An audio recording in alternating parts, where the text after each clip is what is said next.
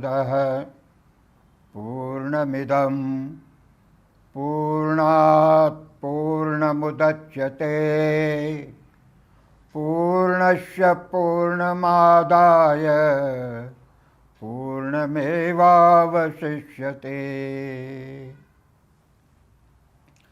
Om Shanti Shanti Shanti.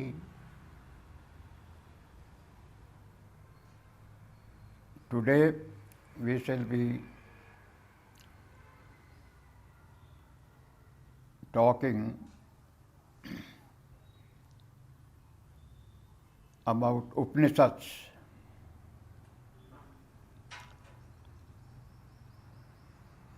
and particularly on the Isavasyopanishad.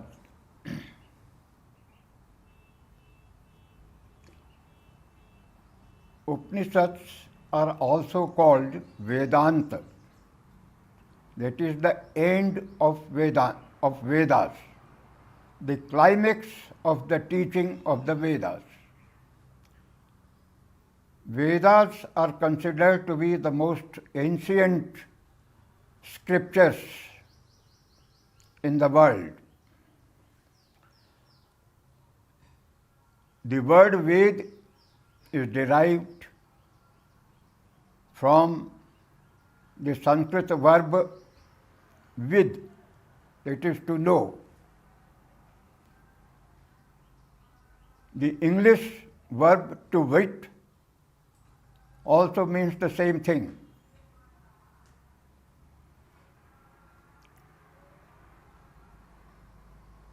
So Vedas are considered to be the source of all knowledge, and they have influenced the civilizations of the world from time immemorial.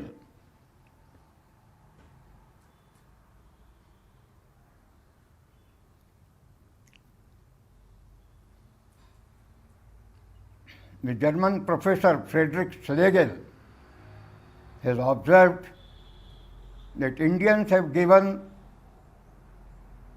the first civilization to Europe, and Sanskrit is the mother of all classical languages.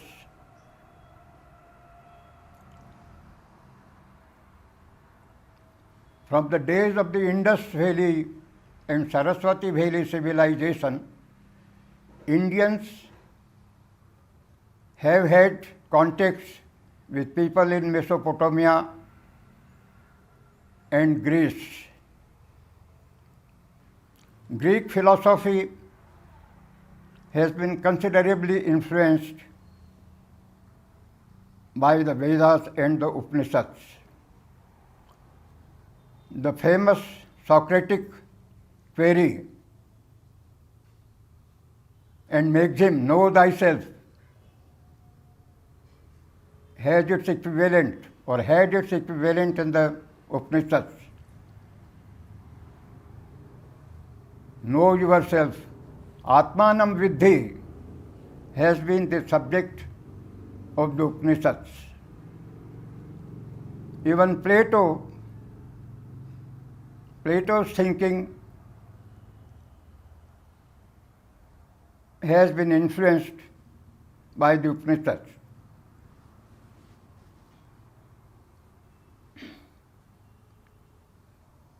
The very format in which Plato's writings occur, that is the dialogues, has been borrowed from the style of the Upanishads. So most of the Upanishads are dialogues between a teacher and a disciple. Before Socrates, Heraclitus, Epicurus, and after him the Stoics and their philosophy has been influenced by the writings in the Upanishads.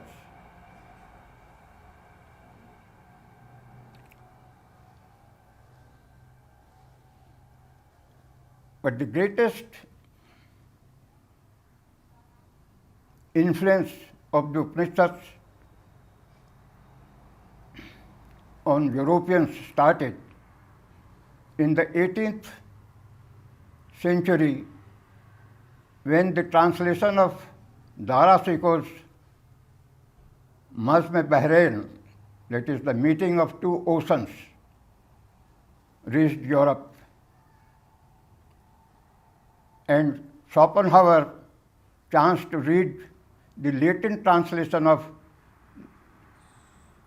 this Persian translation of Upanishads.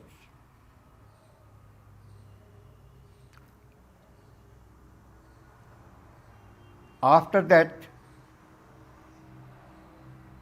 you will notice that there was almost a renaissance in Europe, and in Germany there started a literary movement which is called the Romantic movement, and that has influenced practically all the great poets who were born in Europe and all the great thinkers. So I was just listening to a lecture by Swami Sarvapriyanand of the Vedantic Society of New York, and he has said that now European scholars and American scholars are admitting that even Hegel and Nietzsche, and not only Hegel and Nietzsche, but even Karl Marx thinking has been influenced by the thought of the Upanishads. Now, what are these Upanishads? The word Upanishad consists of three syllables: Up, Ni, Shad. Up means near, Ni means below, and Shad means to sit. So, the meaning of the Upanishad is sacred teaching imparted to a disciple who comes to a teacher and sits close to him on a lower seat.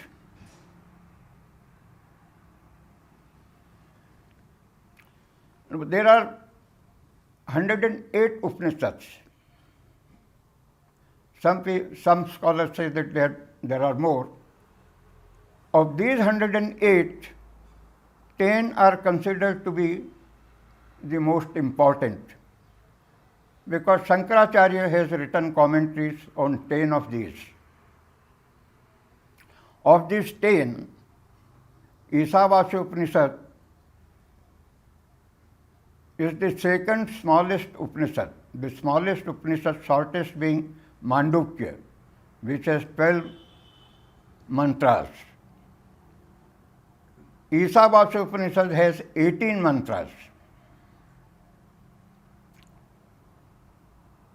Gandhiji was very fond of this Upanishad, and it formed a part of his prayers.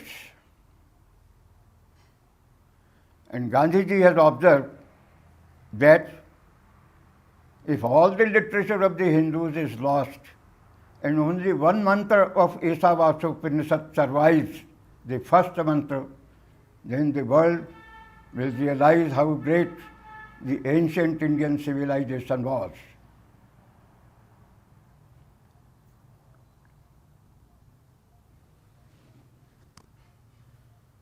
Now, every Upanishad has a Shanti mantra, invocation of peace is done before reading any Upanishad. So the Shanti mantra of this Upanishad happens to be the same which we have recited in the beginning. Om Purnamadah Purnamidam Purnat Purnamudachyate Purnasya Purnamadaya Purnamevavashishyate.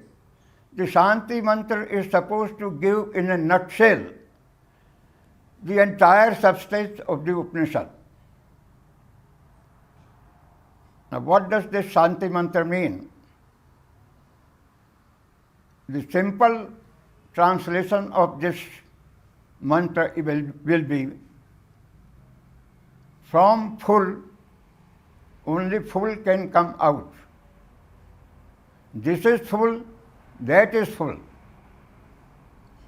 You can substitute the word full with infinity. This is infinite, that is infinite. From infinite, only infinite can be deducted. After deducting infinite from the infinite, only the infinite remains.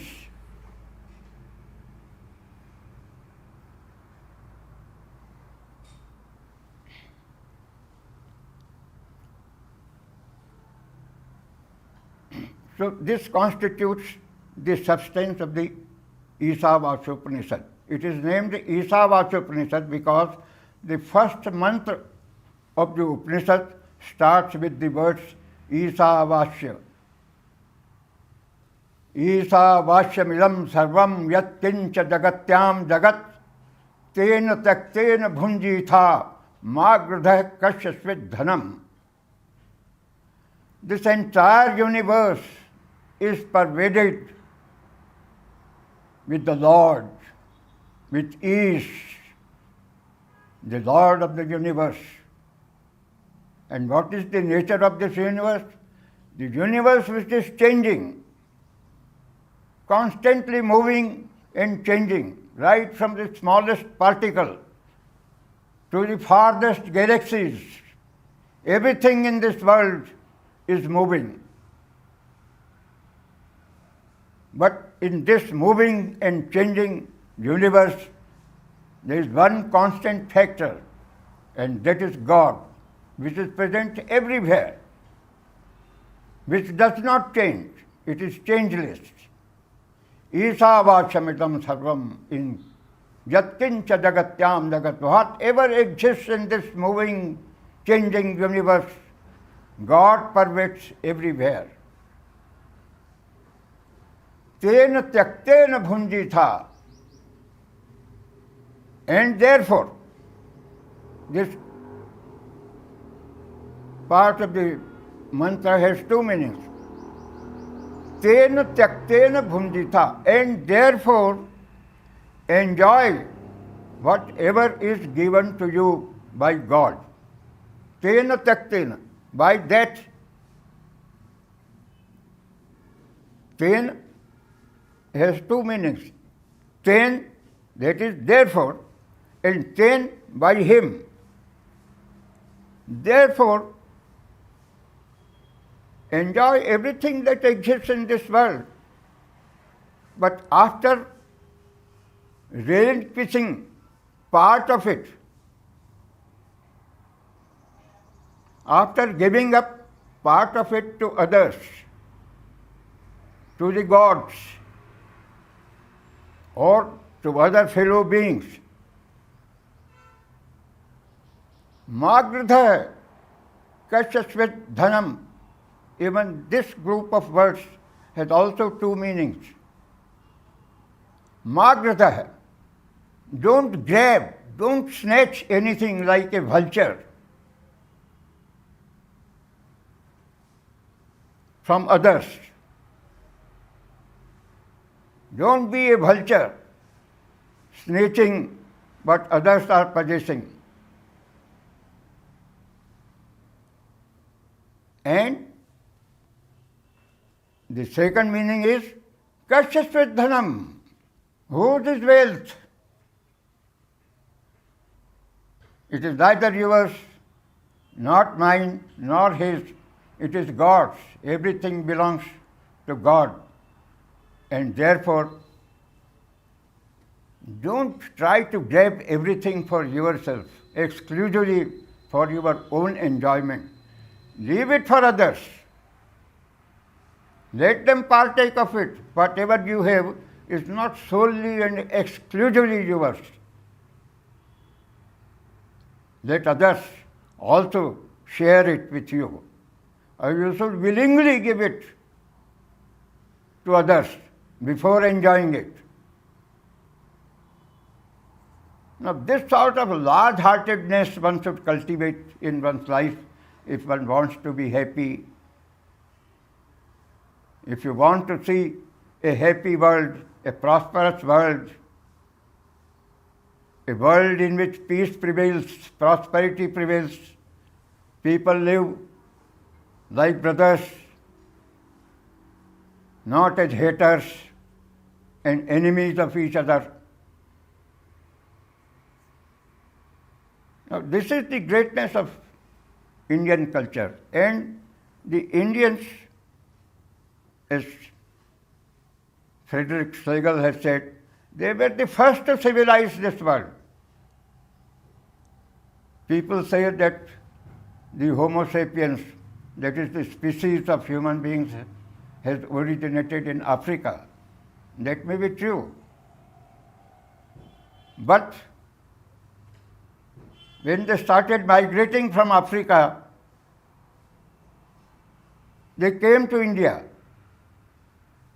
And after seeing this beautiful country, the Himalayan valleys, the valleys of Narmada, Ganga, Yamuna, Saraswati, and the Sindhu, they settled down here.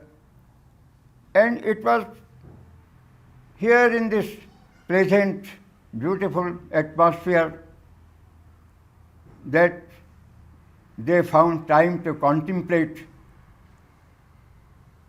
over issues like God, the purpose of human existence, as the poet laureate Rabindranath Tagore has said,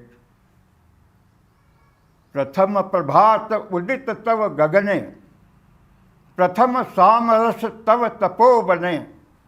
It was here in this land of the Aryans that man started contemplating over such spiritual issues. Otherwise, he was only hunting and gathering just to feed himself, just to survive. It is here, after arriving in this land of Aryavarth, that human beings first could get some leisure and find some time for contemplating over such spiritual issues. So, the first mantra of the Ishavas Upanishad gives the basic philosophy which should guide human beings all over the world if they want to live peacefully, prosper. Ishavashyamidam sarvam yat kincha jagatyam jagat tena tyaktena bhunjitha magradha kasyasvit dhanam. Now, Western scholars are acknowledging that even Jesus Christ had come to India and he came in contact with Buddhist monks and Vedic monks, and whatever he taught is mainly derived from the wisdom of the Vedas and the Upanishads. I and my Father are one. That is the Upanishadic principle. Aham Brahmasmi.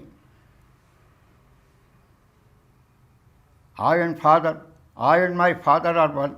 Even the word Trinity, which is in the Upanishads, we talk of three entities: the soul, nature, and God. The same Trinity, concept of Trinity, was introduced by Jesus Christ in Christianity.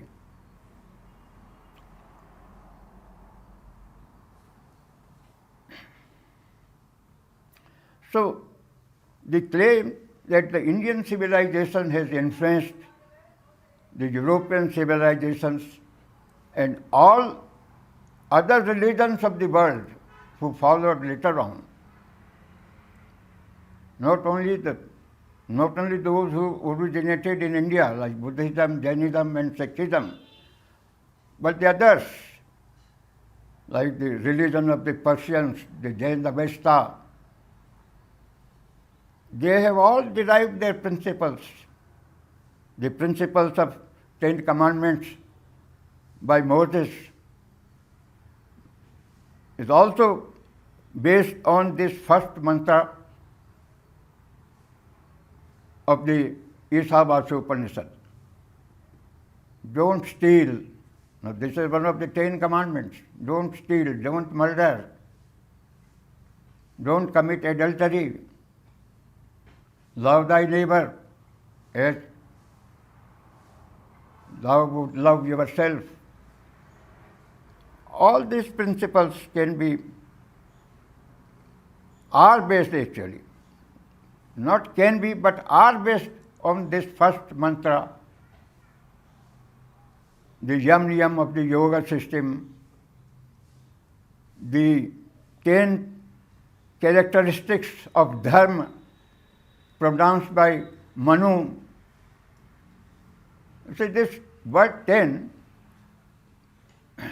the 10 commandments, these 10 Yam Niyams, these 10 principles of Manu, they have preceded.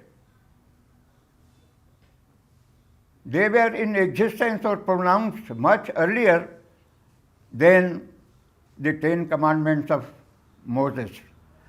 So scholars now presume that even the religion of even Judaism has some basis on the philosophy of the Upanishads. Now the second mantra of the Upanishad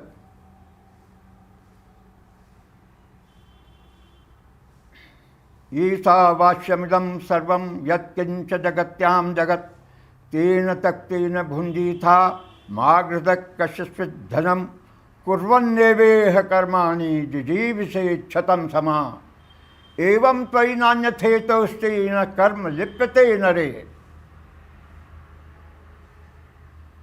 You see, the Rishi of the Upanishad says that, look here, be happy with whatever God has given to you. Don't snatch anything which belongs to others. Give something to others, partake it with others before you enjoy it. And then it says, if you want to live for 100 years, that is the span of human life envisaged in the Vedic literature. Even Gandhiji wanted to live for 116 years, 125 years actually.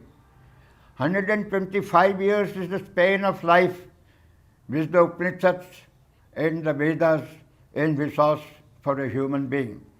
So here symbolically the Rishi of Ishavasya Upanishad says 100 years. So if you want to live for 100 years, actually he wants to say that if you want to live at all, if you want to exist in this universe, you should learn to work. Kurvanneha karmani. Don't remain idle. Don't be a parasite on others. You must work.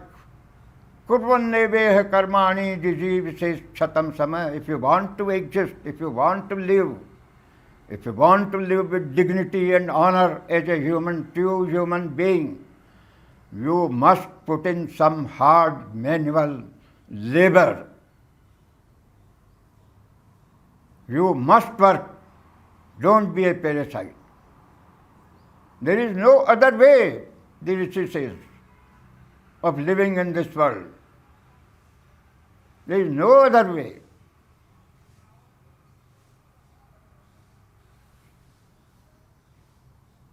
Evam tvai nanyathetausti na karma lipyate nare. And if you do your work, do your duty in this world and live for 100 years, no sin will cling to you, no sin will attach to you. You will not have to reap the fruit of your karma and you will attain liberation, moksha. This is what the Gita teaches us. That's why scholars have said, and even Gandhiji also used to say, that the 18 chapters of the Gita are a commentary on the 18 mantras of the Isavasya Upanishad. The entire subject of the Gita is to work, you see, and not to run away from work, not to run away from life. And this is what the second mantra of the Upanishad teaches us. Kurvanneveha karmani, jijivise chatam sama, evam tainanyatetosti na karma liptate nare. And then in the third, the Rishi elaborates the consequences of what will happen if you don't do your duty. Asuryanam te loka, andhe na tamsa vrata, tanste pretya bhigachanti yeke chatmahanodana. So you would kill yourself. If you don't do your duties in this world, you will be committing suicide. You will be living in vain. You will be wasting your life. And you will enter those dark worlds which are cold and sunless. Asuryanam te loka. Sunless are those worlds. Andhe na tamsa vrata. Surrounded, steeped in darkness, ignorance. You will be born as lower animals, steeped in ignorance. Tanste pretya abhigachanti. There they go after death, who kill themselves by not doing their duty, performing their duties while they exist in this world. So what a sublime thought, you see.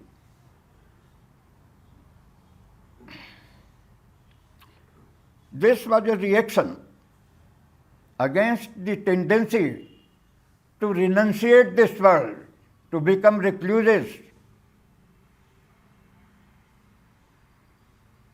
The teachings of the Vedas mainly teach. The Vedic rites mainly consisted of sacrifices, which involved a lot of violence also, killing of animals, sacrificing them. And as a reaction, you see,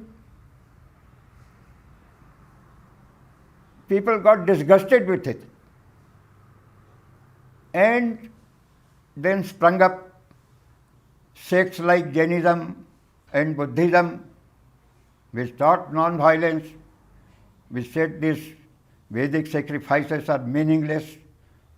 They only indulge in violence, killing of animals. Then their Vedic rishis also, they thought that these practices are repulsive. It is not wise to indulge in them. It's better to lead a life of meditation, renunciation, sacrifice, leave this world, retreat to the jungles, contemplate on Brahma, the Absolute, the Eternal, the never-changing One, Brahma. So when this sort of reaction started and these practices of leaving this world and renunciating became very popular, then some of the rishis thought that this is not in the interest of humanity. This is not the way of life which can lead to peace, prosperity and stability in the society. And therefore, some rishis like that of Isopanishad, they started saying that you must work. If you want to live in this world, it is your primary duty to work. and not to run away and retreat in the forests and just live a life of contemplation and meditation.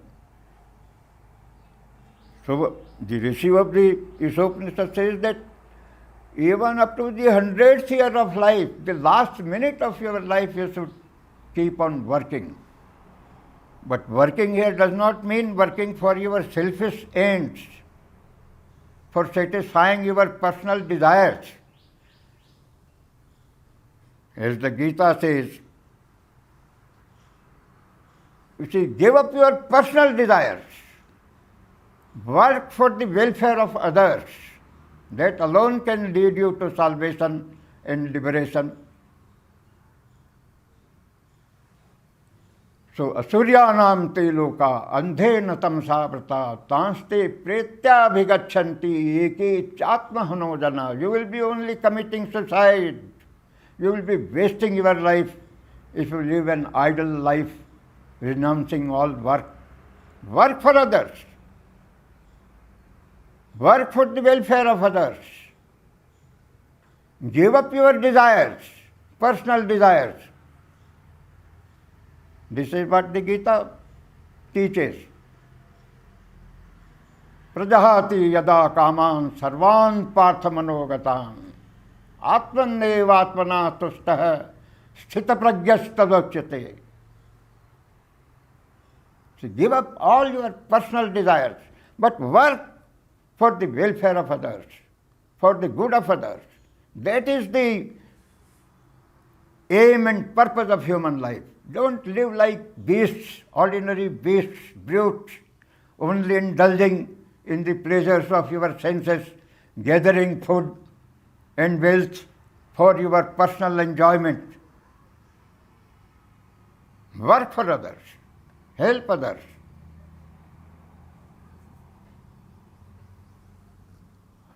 Then, we see the Rishi proceeds to describe the nature of Brahma. What is that absolute life? Tadechati, tandejati, tadduram, tadvantike, tadantarasya sarvasya, tadu sarvasya bhajata. What a grand idea. You see, he is the absolute. He neither, you see here, look at the poetic way in which the Rishi describes the absolute. It encompasses all the opposites, so that nothing is excluded. It moves and it also does not move. So it embraces all that exists in this world. Sarvam khalu idam Brahma. All that exists is Brahma. All that exists is God. So tadejati, tannejati, tadduram, tadvantike. It is far and it is near you also. So nothing is excluded. Tadantarasya sarvasya tadu sarvasya bhajyatah. It is within you and it is without you also. All that is without you, outside you, and all that is within you, all that is God. Isavasyamidam sarvam yatkincha jagatyam jagat. Whether it is within you or it is without you, outside you, whether it is near you or it is farthest away from you, whether it moves or it does not move, all that is God, all that is Brahma, all that is the one changeless absolute.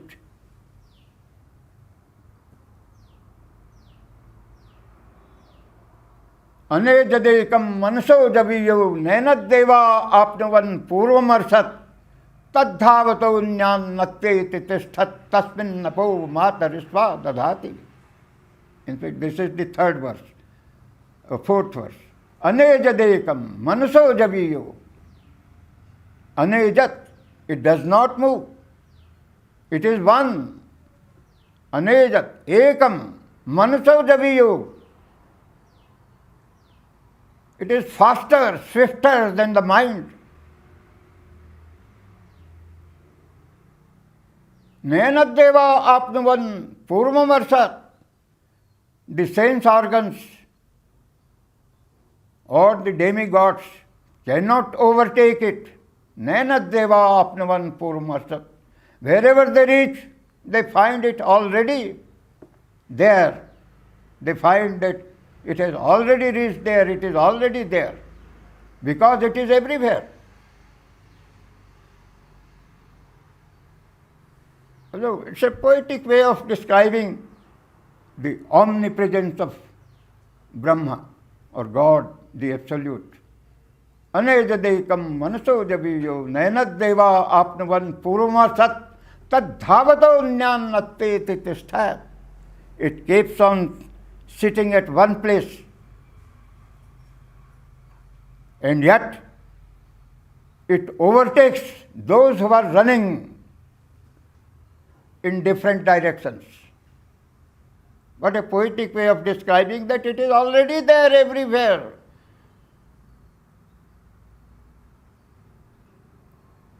In the smallest particle and the farthest galaxies, it is already there. Before you reach there, you find that it has already reached there. Tadhavato jnanatte titistha. Others are running to catch it, overtake it, but sitting at one place, standing at one place, that is remaining at one place, it has already reached there, because it is occupying every atom of this universe. Tasmin napo matarisva dadhati. Matarisva means the winds, the air, one of the 5 important elements. And you know, the evolution of the universe as described in the Upanishads is that first came Akash, then air, then water, then fire, then earth. So he says it is in this absolute Brahma, which is present everywhere, that the winds poured in their creative waters.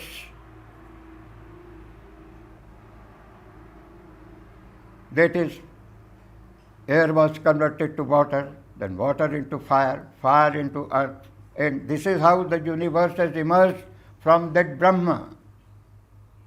What the Rishi wants to say is that the universe has emerged from this Brahma, which is present everywhere.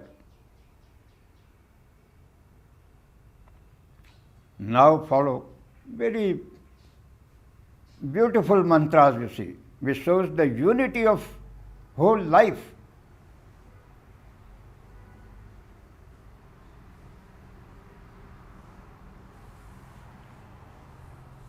Very beautiful mantras.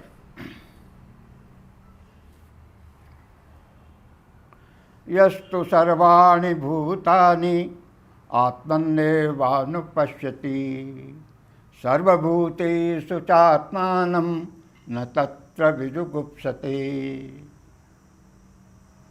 Now, what is the characteristic of a person who has known the Absolute? What is the characteristic of a person who is enlightened, who has known his own self and the self present in every particle of this universe? Yastu sarvani bhutani atmanevānupashyati. One who sees all living beings and all objects of this universe.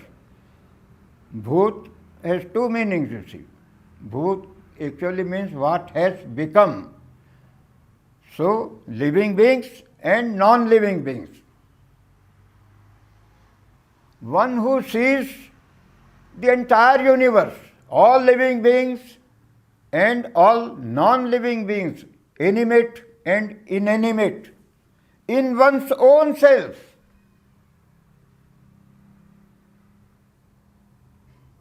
And who sees one's own self in all other beings, in every particle of this universe, in every living being. That is one who realizes the unity of existence in this universe, one who realizes that he is not different from others, he is one with others. He is the same as others are. And therefore, the Rishi says, how can one bear any hatred, any grudge for others, any other person? Every other person is a friend, a brother, a sister, a fellow being. This is what when the Gita says, Nirvairah sarvabhutesu yah sa mameti pandava. Nirvairah. He has no hostility for anybody. Non-violence, which Gandhiji preached and which is the fundamental principle of Indian culture and civilization. Non-violence. Ahimsa paramo dharma. Based on this mantra. Because if all is one, if you and I are one, if there is no difference between me and you, why should I hate you? Why should I not love you? Why should I not treat you as my own self, as my alter ego? So this is when these thoughts reached Europe about the dignity of man, how dignified man is, aham brahmasmi. All others are my brothers, sisters, friends. I am the same as they are, you see. The equality of men. It was the Indians who were the first to preach the equality of man in this world. And when these ideas reached Europe, you see, there was a tremendous reaction, a revolution. See, writers and thinkers like Rousseau came into existence, like Leo Tolstoy.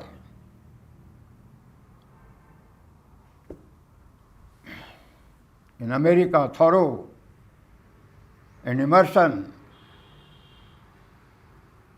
People like Max Muller, Kant, Hegel, Nietzsche,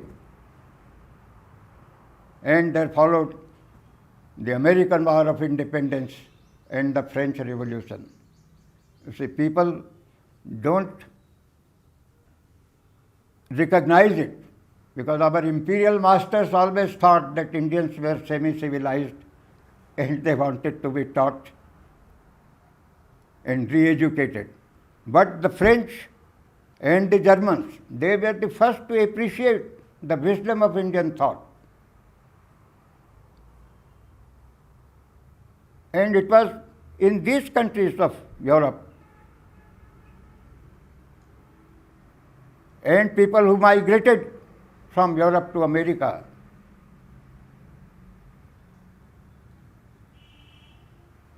you see. So this idea of unity of mankind, brotherhood of man, the dignity of man has been first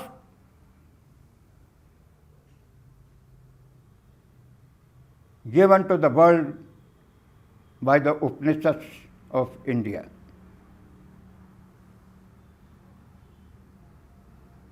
Yastu sarvani bhutani atmanevānupashyati tatra kah moha kah shokah ekatvam anupashyatah. What a grand idea. A person who sees all beings in himself, yastu sarvani bhutani आत्मन्नेवानुपश्यति सर्वभूतेषु चात्मानं न तत्र विजुगुप्सते यस्मिन् सर्वाणि भूतानि आत्मैवाभूतविजानतः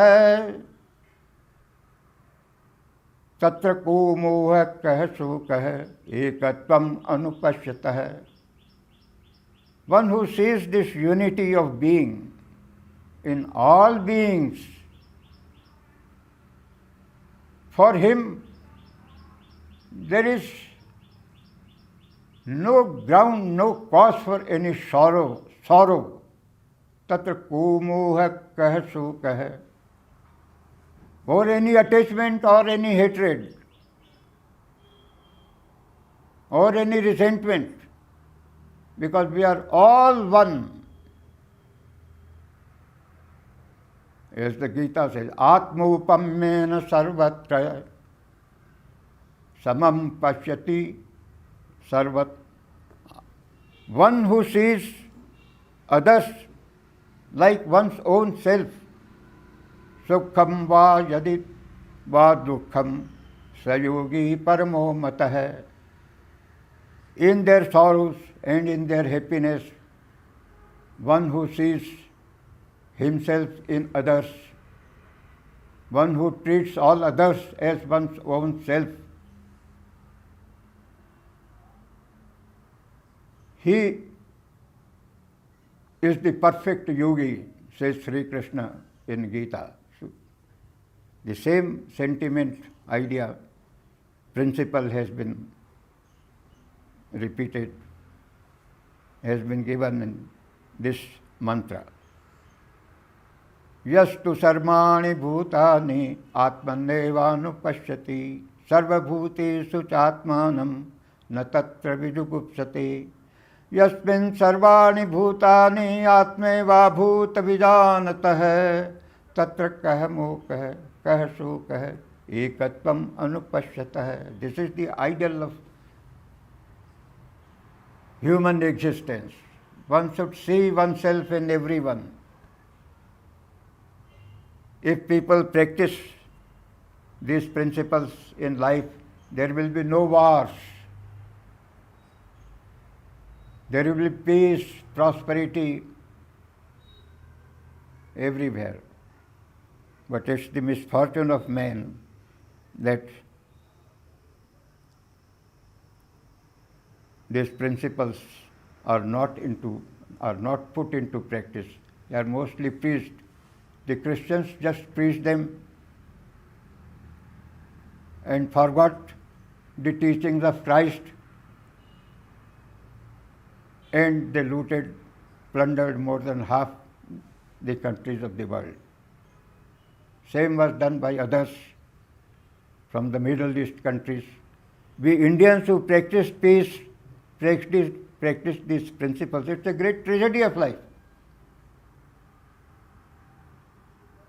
that we who practiced these principles were ultimately subjugated by brute forces, by people less civilized. But there is a reason for that also. The Upanishad gives the reason. Then they describe the nature of the Absolute. Saparyagat shukramakaya vapranam asnaviram suddham papa viddham kabirmani se paribhu swayambhu yatha tathyaturthan vidadat sasvatibhyah samabhyah. What is that Absolute life? Saparyagat shukram asnaviram. It spread itself everywhere. It is present everywhere, you see. That singularity.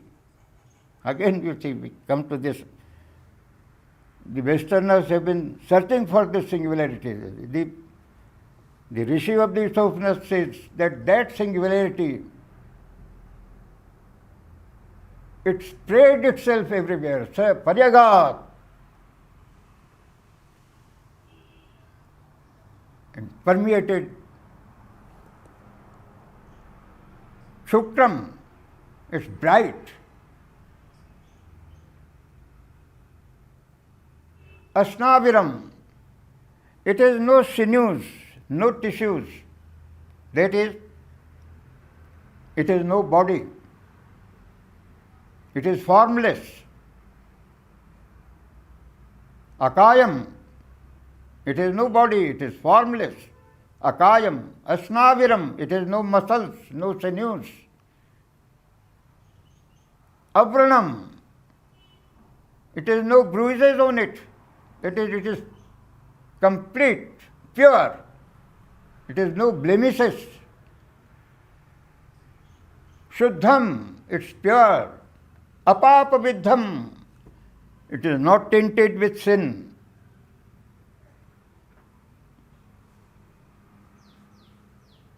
Kabir, Manishi, Paribhu, Swayambhu. It's like a great visionary. Kavi means not only poet, but a great visionary who sees beyond present, who sees the future, who sees the past. Trikaladarshi. Kabir Manishi. And again, by Kavi, the Rishi also means he is the creator of this great drama of life. This entire universe is like a great epic, a great poem, a great work of art. Kabir Manishi. He is the wisest of all. Kabir Manishi, Paribhu, Swayambhu. Nobody has created him, he is self-created. Paribhu, he is everywhere, present everywhere, omnipresent, self-created, Swayambhu. Yatha taptathorthan vidasat sasvatibhya samabhya. He has created this universe for the enjoyment of all of us, for time immemorial, from time immemorial to time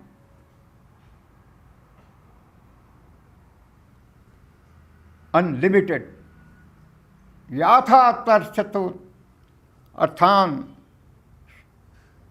sasvatibhya samabhya. For eternity, this universe will last for at least 1,000 years of Brahma, which means, you see, trillions and trillions of years, for the enjoyment of all of us. But enjoyment according to the principles of righteousness, not for grabbing everything for ourselves.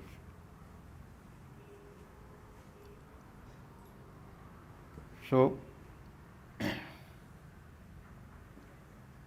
then follow very important verses, the import of which, the meaning of which is still very baffling, you see. People interpret it in different ways.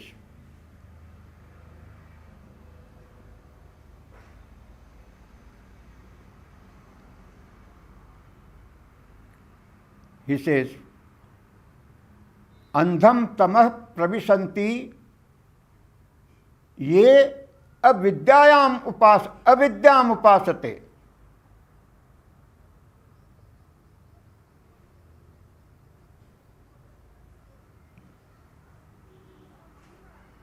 Those who only worship avidya, they enter darkness. Now, this is a very enigmatic way of saying Vidya and Avidya.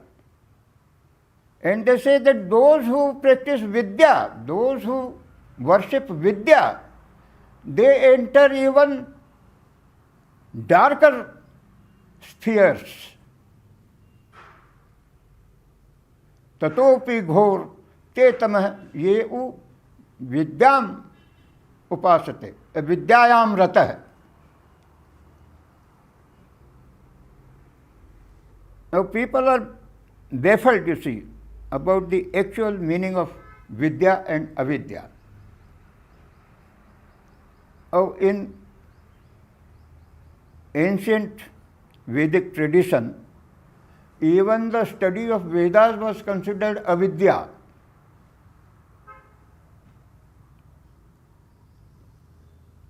So vidya and avidya. Vidya is learning, avidya is ignorance. So they say that the Rishi says, those who pursue avidya, they definitely enter darkness.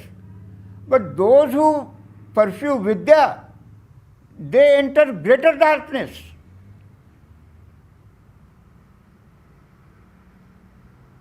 And Swami Vivekananda has observed that this is here that we Indians faltered. What the Rishi wants to say is that you study material sciences, you enjoy material objects, there is nothing wrong in it. But don't do it to the exclusion of spiritual studies, spiritual practices.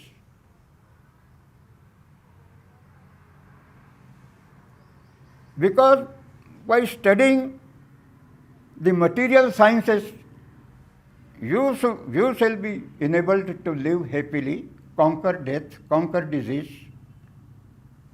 If you want to live for 100 years in this world, you must observe the rules of hygiene, the rules of good living, that is the material sciences, medicine, taking daily bath, eating frugally, taking daily exercise.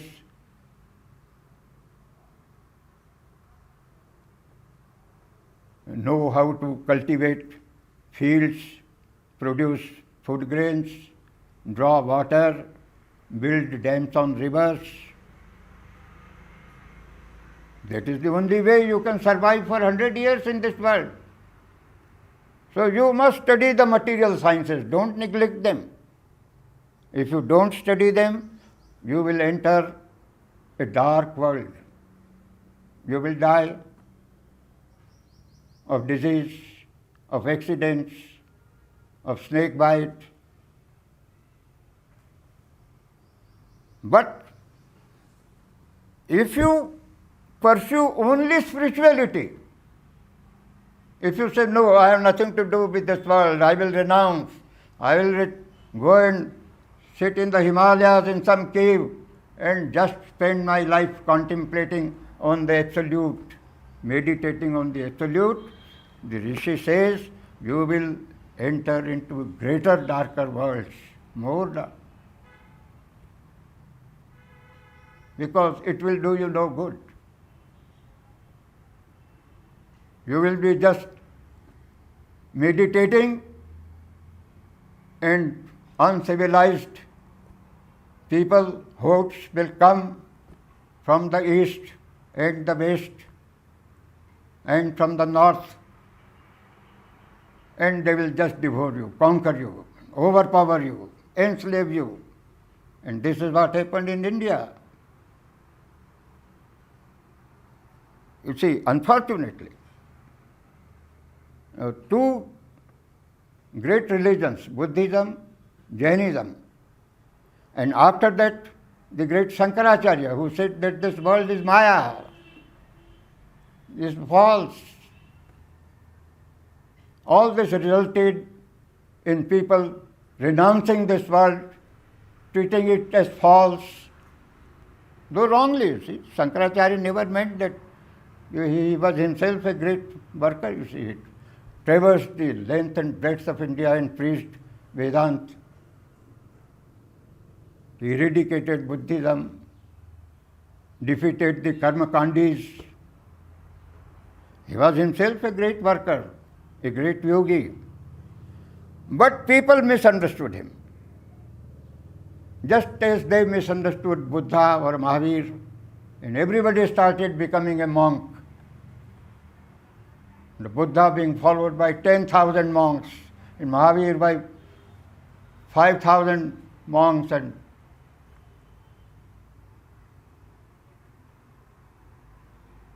So what happened? All the Kshatriyas became monks.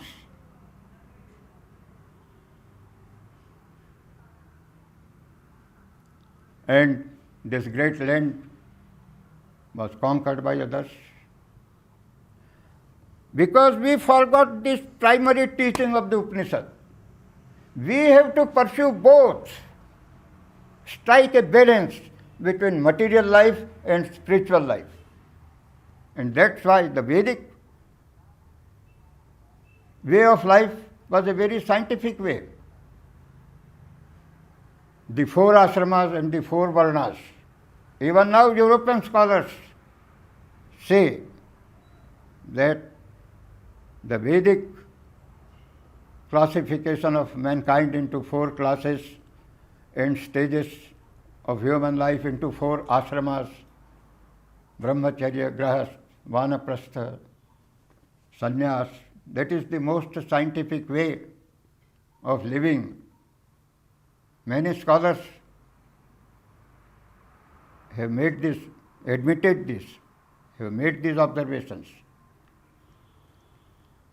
And if we give a little thought to it, we will also understand and realize that this is the most scientific way of living. We neglected material life and became slaves. The West neglected spiritual life and it resulted in the invention of the atom bomb. Devoid of spiritualism, pursuit of material sciences will lead you to the atom bomb and hydrogen bombs and all other destructive means of warfare.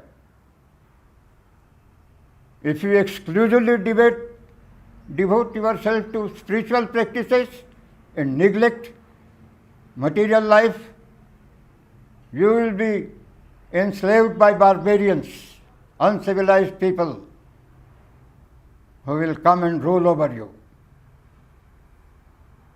So the Rishi says, and we have suffered because we have forgotten this ancient wisdom. You must strike a balance between material life and spiritual life. Pursue both. So the Rishi says, Vidyam cha, avidyam cha, yas tadved ubhayam sahe. Avidya mrityam tirtva, vidya mritam asnute. Vidyam cha, avidyam cha. Both. You should know that absolute. You should live this life practicing, studying both the material sciences and the principles of spirituality. Vidyam cha, avidyam cha, yas tadved ubhayam sahe. Don't neglect any of them. Pursue both of them with equal zeal, because both are important for good living. Both are important for successful living. The moment you neglect one, you will perish. You will land yourself into trouble, as the West has done and as you have yourself suffered. So vidyam cha, avidyam cha, yas tadved ubhayam sahe. Avidya mrityum tirtva, you can conquer death by pursuing, by your knowledge of the material world, by good hygiene, medicine, means of locomotion, building good houses, good cities, managing traffic. Don't neglect the material sciences, good engineering. But don't forget that you are a spiritual being. You cannot, a human being cannot be satisfied by material wealth alone. This is what the Kathopanishad says. Na vitte na tarpaniyo manushyo. You cannot become happy only by material prosperity. You have to also learn the values of spiritual life, the higher values of life, that is giving to others, helping others, living peacefully, not snatching others' wealth, not stealing, not committing violence, not hurting others, treating others as your own self.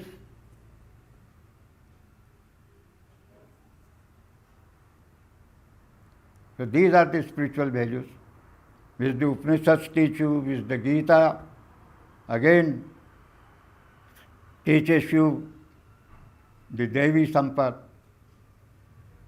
conquering your senses, restraining your sense organs,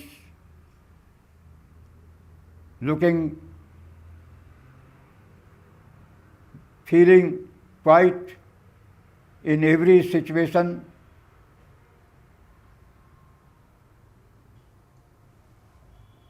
treating all others as your equals, as your friends.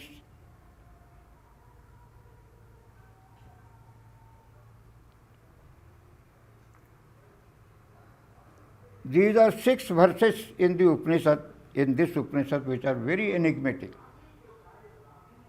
These are the 3 verses about Vidya, 3 mantras about Vidya and Avidya. Then these are followed by 3 mantras on Sambhutim and Asambhutim, which again means more or less the same thing, you see. The manifest world and the unmanifest world. Sambhuti is the manifest world. Now, these 6 mantras, a pair of 3 mantras each. The first pair is about Vidya and Avidya.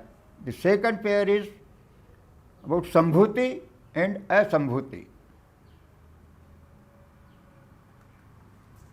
So,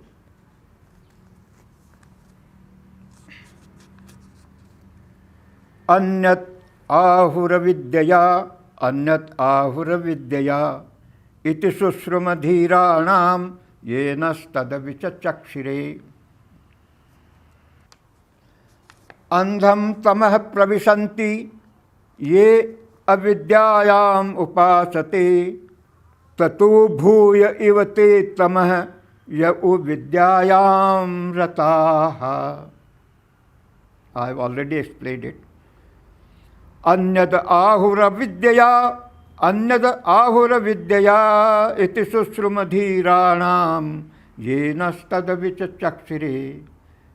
The Rishi says that we have heard from those who have seen it, who have realized it, that consequences, other consequences follow from Vidya, and a different type of consequences follow from Avidya.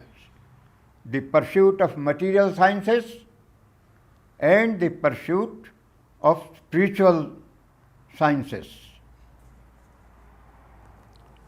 Vidyam cha yastadveduvayam saha, avidyaya mrityum tirtva vidyaya mritam asnute. By pursuing both of them together, Vidya and Avidya, you will conquer death by the pursuit of material knowledge, and you will taste immortality. That is, you will become liberated. You will attain moksha by pursuing the spiritual values in your life. Andham tamah pravisanti, ye asambhutim upasate, tato bhuya ivate tamah ya usambhutyam rataha. Again, the same concept is repeated in different words. Andham tamah pravisanti, ye asambhutim upasate. Those who pursue or worship the unmanifest, avyakta, they enter a dark world. But those who are engaged exclusively in Sambhuti,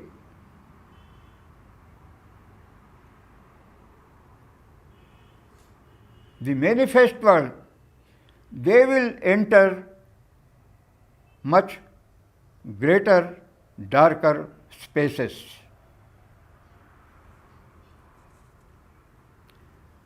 Even the great Shankaracharya, some great scholars,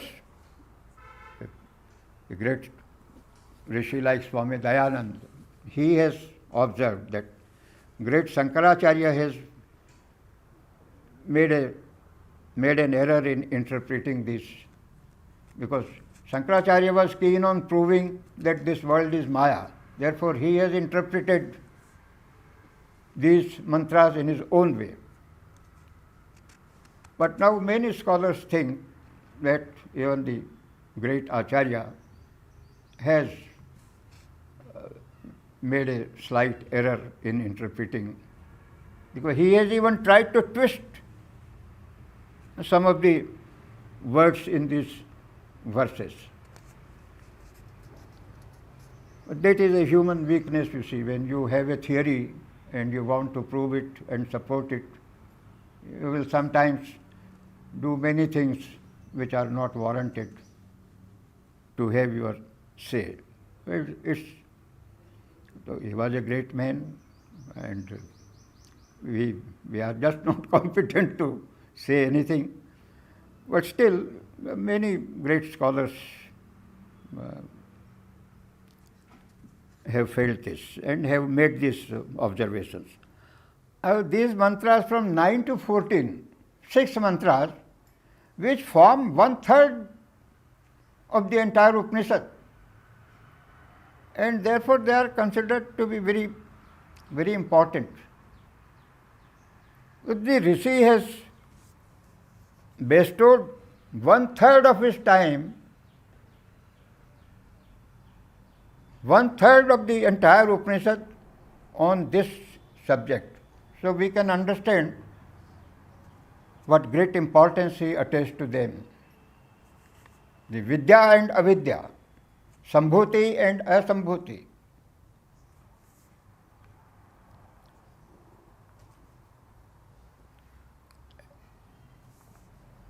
And the words in all these 6 mantras are more or less similar. Anyadahu sambhavat, anyadahu asambhavat. The Rishi admits that, see, different consequences follow from the pursuit of sambhav and the pursuit of ansambhav. And this is what he says our predecessors, the great Rishis of the past, who have seen this. The word used is vichachakshire. It is not only thought, but they have visualized it. Vichachakshire. It has something to do with the eyes. The ancient Rishis from whom we have heard this, they had visualized this. The different consequences follow from the pursuit of Sambhuti and from the pursuit of Asambhuti. Sambhutim cha vinasam cha yastadaved ubhayam sah vinasena mrityum tirtva sambhutyam mritam asnuti. Now people may not be baffled by what Sambhuti means and by what Asambhuti means. So the Rishi has made it clear by substituting the word vinas for Asambhuti. So Sambhutim cha vinasam cha yastadvid ubhayam sah. Vinas again would mean the changing world, which is dying at every moment. As Buddha said, kshanikam, kshanikam, kshanikam. Nothing is constant, everything is fleeing, everything is changing. As Heraclitus of Greek, you see, he borrowed this concept from the Upanishads. Heraclitus, much before Socrates in Greece, was the first to expound this principle of change, that and since Buddha has already said it before him, it is presumed that Heraclitus might have even visited India, or at least he borrowed this principle from the Buddha's teachings, that everything is changing. Again, Heraclitus was also a fire worshipper. He said fire is the main element from which the universe has originated. Again, this is part of the Vedic lore.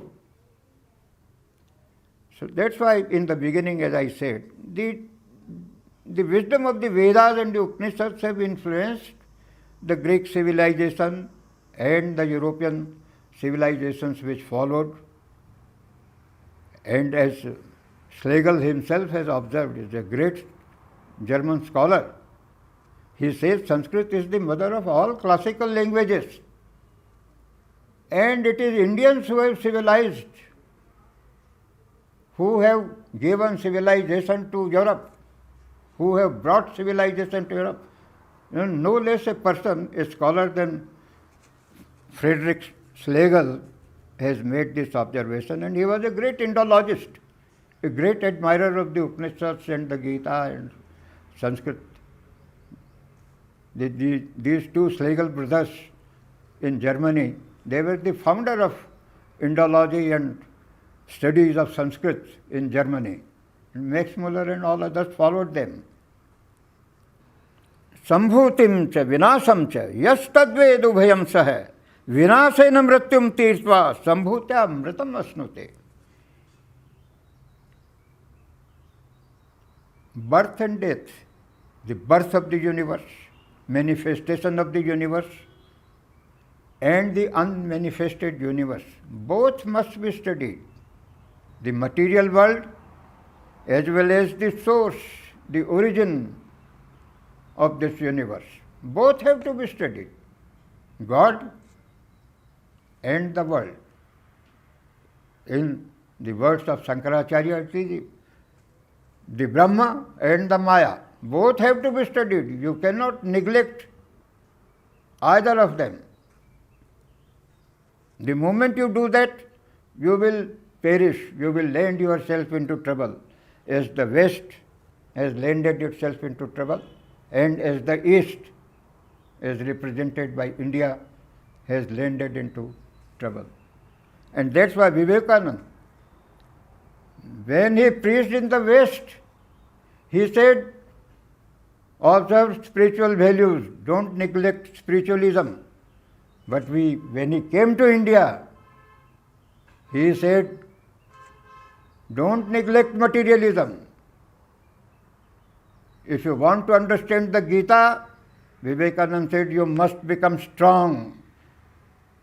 Have strong muscular arms if you want to understand what spiritualism is. It is not for the weak. Nenam atma balhinena labhya hai. This is what the Upanishads have said. Nayam atma balhinena labhya. Na Veder, not even by the study of the Vedas, not by even giving gifts to others, not by the weak in any case.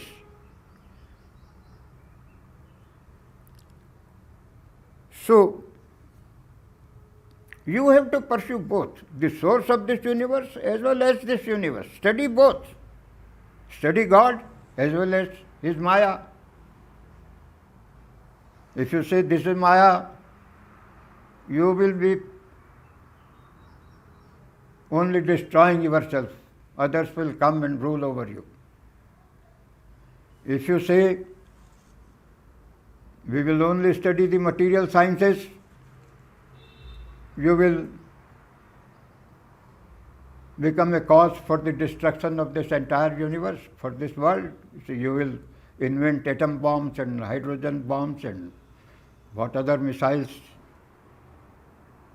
you can think of.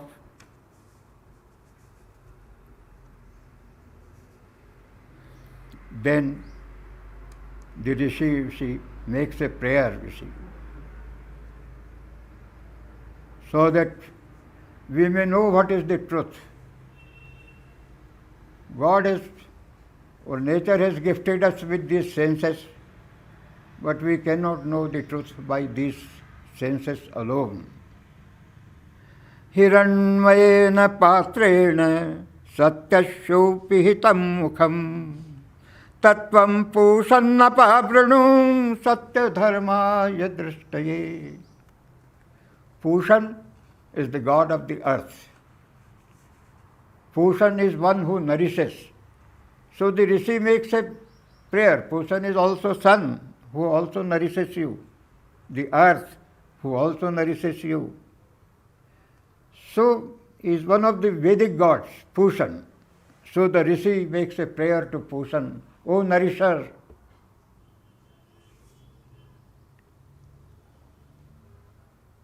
We want to know the truth. We are dedicated to know the truth, but we can't know it. Why? Because the face of truth is covered by a golden lid.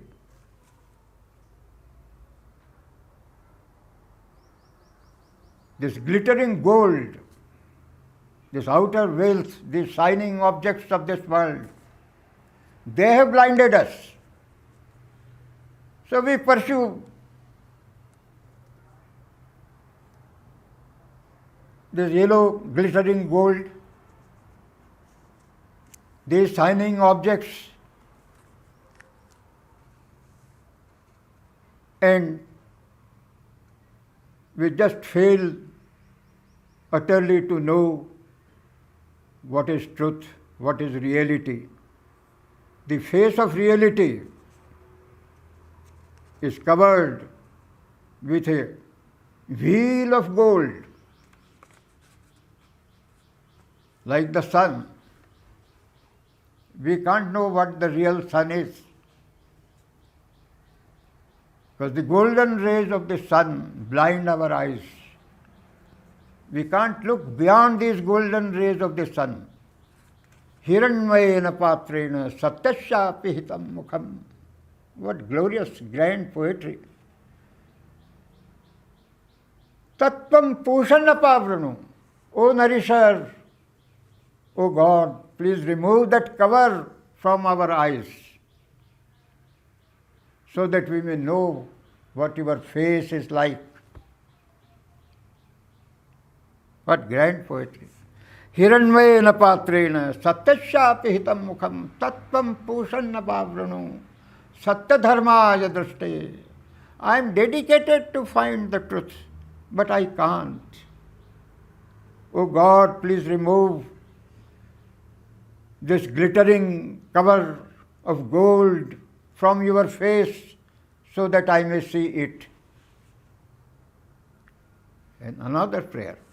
Pushan ekarse yam surya prajapatya vyuharasmin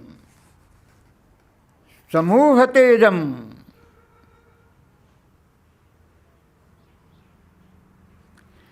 Rupam yate kalyantamam tatte pashyami yo asau purusah soham asmi. O sun, O Yam, the controller of this universe, O Prajapati,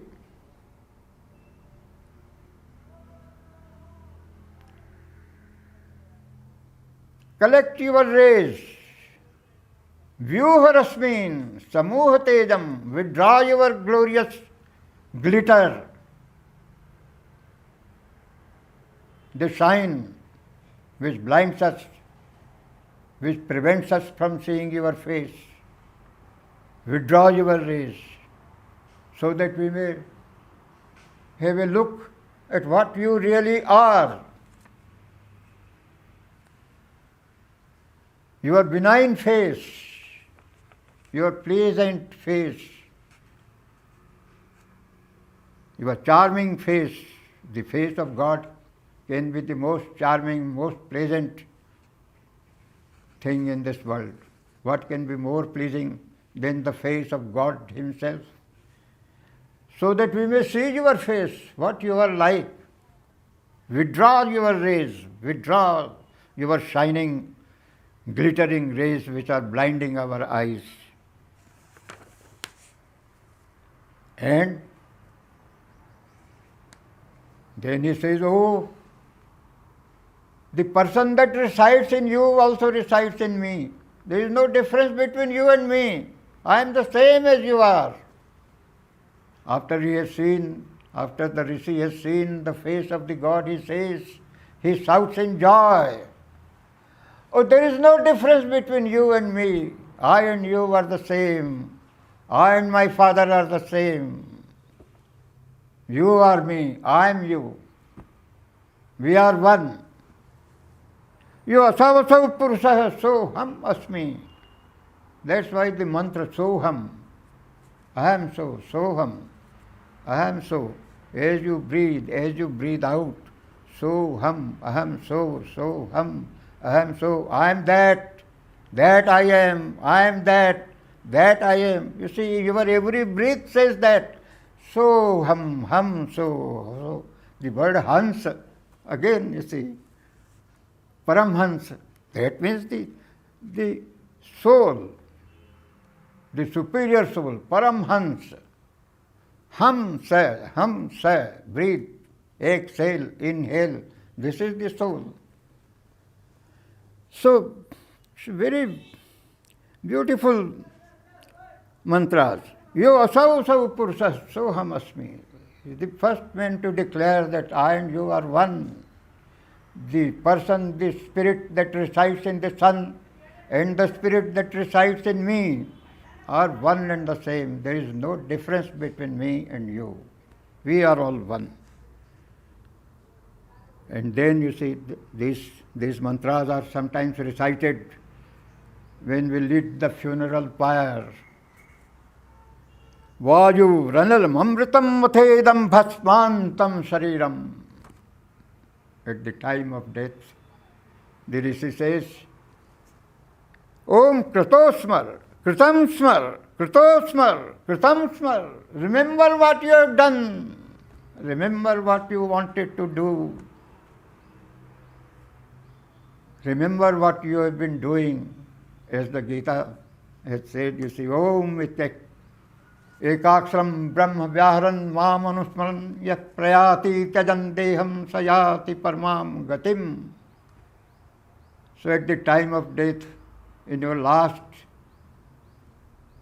minute of your existence, just think of God and tell Him what you have done and what you have not done,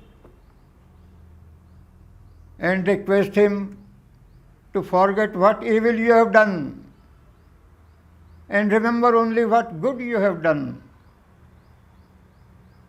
This air will merge into air. Vayu ranalam amritam vitedam. Your breath will merge into immortal air, the element of air, and the remaining body will be burnt to ashes, will be reduced to ashes on the funeral pyre.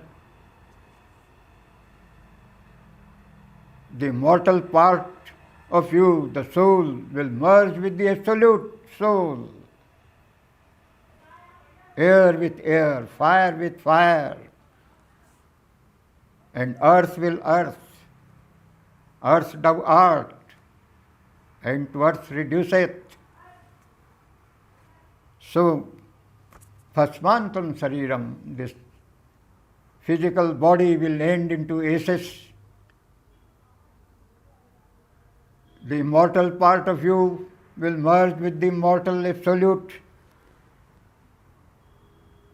O God, forgive me what I have done, forgive what I could not do. I remember you, I remember my past deeds. And then a final prayer. Agne naya supatha rayesman Vishwani deva vayunani vidvan Yuyuddhosmata juhurana menu Bhuyishtham te nama uktim vidhima. O fire God, take us to the abode of the Absolute. Lead us to that Param Dham, Tad Dham Paramam Manah Mama. Yad Gatva Nannivartante, from reaching where one does not return back to this earth, to this life. So take me to that immortal Agni Naya Supatha, by an easy path, straight path. Supatha Rai Asman Vayunani Deva Vishwani Vidvan. Vishwani Deva Vayunani Vidvan. O God, you know all about us. Nothing is concealed from you, you see. You know what we have done. You know what evil and what good we have done. You know what we could not do. Vishwani Deva, Vayunani Vidvan. You know everything about us. We have nothing to hide from you. Forgive us what evil we have done. Yudhasmat Juhranamena. You see, our evil deeds may come in the way to obstruct our path. So please remove them aside and lead us straight to that immortal abode. Yuyuddhasmat Juhranamena. Whatever evil deeds we have done may come in our way to reach that absolute abode of ours, that home of ours from which we have come. So remove those obstacles from our way. Bhuyishtham te nama uktim vidhima. We pray you again and again, 1,000 times. We pray you, O God, take us straight to your home, to your abode. Remove all the sins from the way which obstruct our path. You know everything about us. We have nothing to conceal from you. So this is how the Upanishad ends, with a prayer to the Absolute. You see, all this fire, air, water, these are just ekam sat vipra bahudha vadanti. The Rigveda was the first to announce that there is only one God. The wise men call them by different names in different climes, in different countries, in different lands, in different languages. But you are one. And we pray to you in different names. Agni, Matarishva, Varun. These are the Vedic gods. You say ki ekam sat, but the Absolute Spirit is only one. It is called by the wise by different names, in different lands, in different languages, in different climes. So this prayer to Agni is actually the prayer to the Absolute God, you see, the one God who dwells in every one of us. Isavashyam idam sarvam yatkincha jagatyam jagat tena taktena bhunjitha magradhat kashyasvidhanam.